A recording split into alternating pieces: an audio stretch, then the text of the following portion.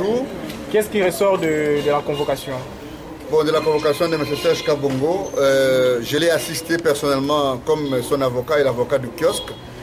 Il ressort justement de ce qu'on a appelé séance pédagogique, que c'est plutôt une séance vide de sens. Pourquoi? Parce que en fait, Serge a été convoqué pour avoir invité un seul journaliste, alors que le cahier des charges qu'il a et qu'il a brandi renseigne que Serge Kabongo peut inviter un seul journaliste, quoique l'autre était invité, M. journaliste Molucho de la TNC, qui a fait défaut.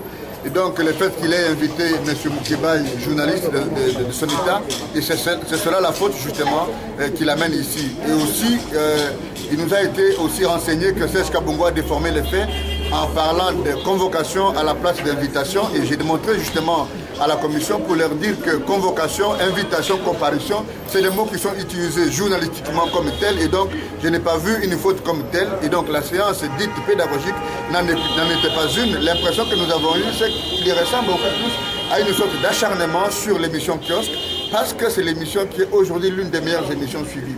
Mais techniquement, je voulais dire, juridiquement, je n'ai pas vu quelque chose qu'on peut reprocher à Serge. Et donc, nous avons vu la volonté dans les chefs du CESAC de préparer un dossier administratif en vue de suspendre dans les jours à venir l'émission, ce qui est une chose absolument qui viole les principes démocratiques, notre constitution, la liberté de penser, la liberté d'expression. Et nous alertons l'opinion pour demander justement qu'on arrête l'acharnement sur l'émission Kiosque, comme sur l'émission, comme sur la personne de M. Serge Kabongo. Et nous sommes attentifs. Nous avons vu aussi la volonté dans les chefs des acteurs, certains acteurs du CESAC, dont le vice-président qui est vraiment resté dans une dimension technique et pédagogique, et que nous avons pris avec sportivité son intervention.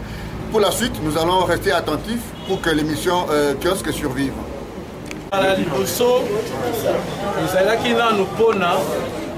Kopesa respect na autorité aux ezali bongo CESAC. Bozomona que CESAC asokipaka na ba média abengisi journaliste moko pour ascruter contenu ya émission na ye. Par respect, biso tozali bongo pe to respectaka mibeko to boya kite to lobaki toya.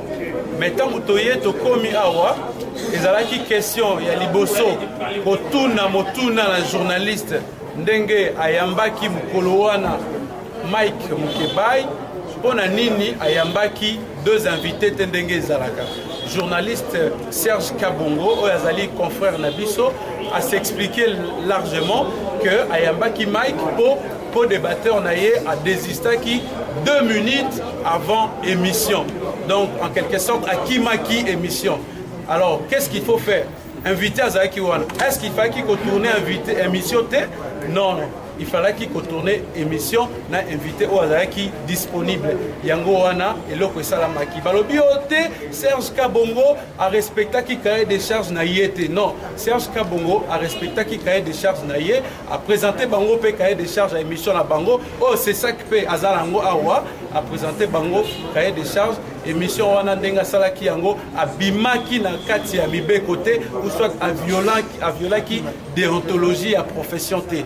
Yango wana ndenge makambo esalami bongo biso pe ndenge tozali awa tokotika la bobele disponible soki à chaque fois babengisi biso tokoya tokoloba ezalata UNPC tokoya tokoloba mais nalingaki pe na suka na remercier CCTV pona musala oyo aza kosala pona peuple congolais ndenge boyebi bien émission wana Kiosque elanda maka mokili mobimba pe awa na Kinshasa eza parmi ba émission les plus suivies to mona ka ba émission mususa ba journaliste na ba débat na bango babengisaka kaka tendance moko.